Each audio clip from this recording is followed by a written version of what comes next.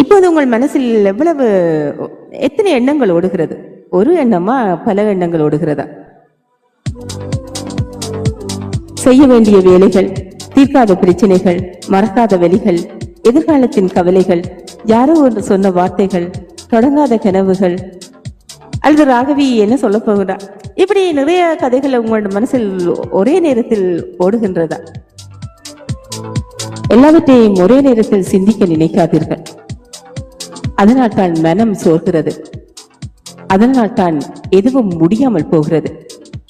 அதனால் தான் அமைதி இல்லாமல் போகிறது.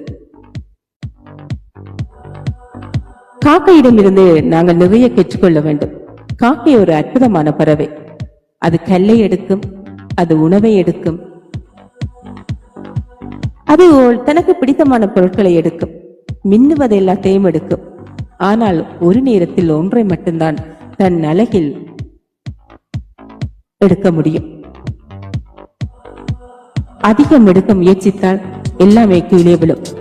அதே போல்தான் ஒவ்வொருவருடைய மனமும்.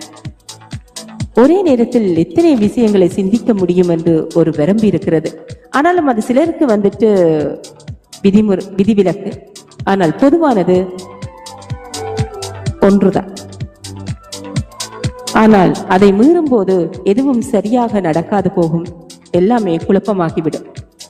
விஞ்ஞானம் என்ன சொல்கிறது? பொதுவாக நம் மூளை ஒரே நேரத்தில் பல விஷயங்களை ப்ராசஸ் செய்வதாக நினைக்கின்றோம். ஆனால் உண்மையில் மூளை ஒரு நேரத்தில் ஒன்றை மட்டுமே ஆழமாக யோசிக்கும்.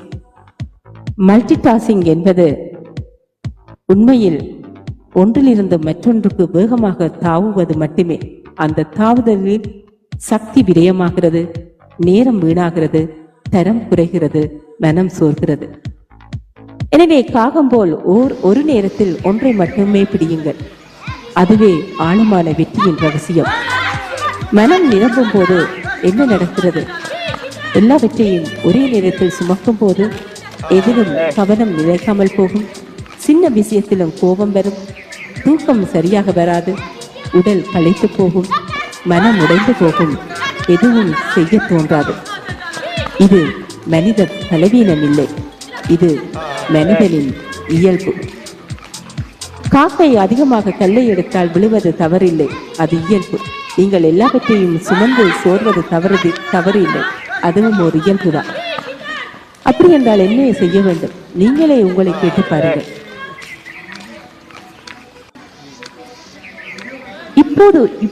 இப்போதைக்கு என்ன முக்கியமோ அதை மட்டும் எடுத்துக்கொள்ளுங்கள். மற்றவற்றை தற்காலிகமாக வையுங்கள். அந்த ஒன்றை முடியுங்கள், பிறகு அடுத்ததை எடுங்கள். காக்கை போல் ஒன்றாக செய்ய முயற்சியுங்கள்.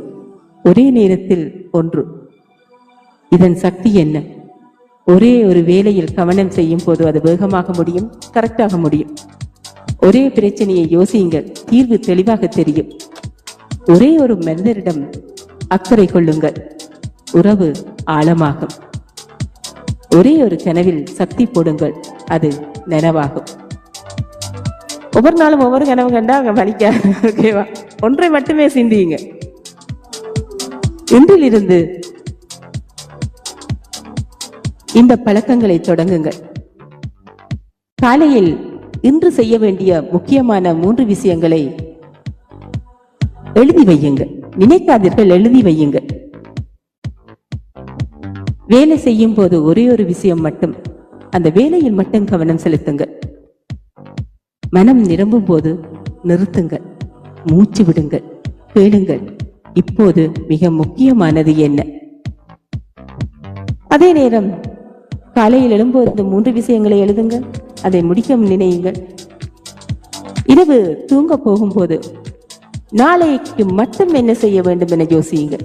அடுத்த வருடத்தை பற்றி யோசிக்காதீர்கள். காக்கை போல் வாழுங்கள், ஒன்றாக, ஆழமாக, தெளிவாக. இன்றிலிருந்து இந்த உறுதிமொழி எடுங்கள். என் மனம் மதிப்பு மிக்கது. எல்லாவற்றையும் ஒரே நேரத்தில் சுமக்க மாட்டேன், ஒன்றாக எடுப்பேன். இப்போது மிக முக்கியமானதில் மட்டும் கவனம் வைப்பேன். அதுவே என் வெற்றி என உறுதிமொழி எடுங்கள். நானும் இப்படித்தான் படிக்கும் போது, மழை பெய்யும் போது மெட் செய்யறதுக்கு ரொம்ப பிடிக்கும். ரொம்ப பிடிக்கும். மற்ற நேரத்துல சும்மா ஏனோ தானோன்னு செய்வேன். ஆனா மழை பெய்யும் போது சமன்பாடு எல்லாம் கரெக்டா வரும், கோணங்கள் எல்லாம் கரெக்டா வரும், வட்டி வீதங்கள் அத்தனையும் கரெக்டா வரும், வரைவு கூட கரெக்டா வரும். அதே நேரம் பக்கோடா சாப்பிட்டு கொண்டு மத் செய்தா குயிக்கா செய்திருவேன். ஆனா சோதனை செய்ய போனேன். அங்க போனா நான் எதிர்பார்த்தது தரமான பாஸ் தான் எதிர்பார்த்தேன். நான் வந்தது என்னமோ ரொம்ப லோவா வந்துட்டு. ஏன்னு சொன்னா நான் எக்ஸாம் எழுதும் போது மழை வரணும் இல்லை, எக்ஸாம் எழுதும் போது பக்கோடா சாப்பிட்டு இருக்கணும் இல்லை, அப்பதான் நான் மெத் செய்திருப்பேன் இல்லையா. ஸோ மழை பெய்யவில்லை, மெத் செய்யவில்லை, பக்கோடா இல்லை, மெத் செய்யவில்லை, ஃபெயில் இல்லை. இருந்தாலும் பாஸ் மார்க்ஸ் காணாது, எதிர்பார்த்தது காணாது. அதனால் அடுத்த வருடம் எழுதியிருந்தேன், அவ்வளவுதான். ஸோ ஒரு நேரத்தில் ஒன்றை மட்டும் செய்யுங்க. உண்மைதான், மழை வரும்போது மெத்ஸ் நல்லா செய்வேன், பக்கோடா சாப்பிட்டா குயிக்கா செய்வேன், அவ்வளவுதான்.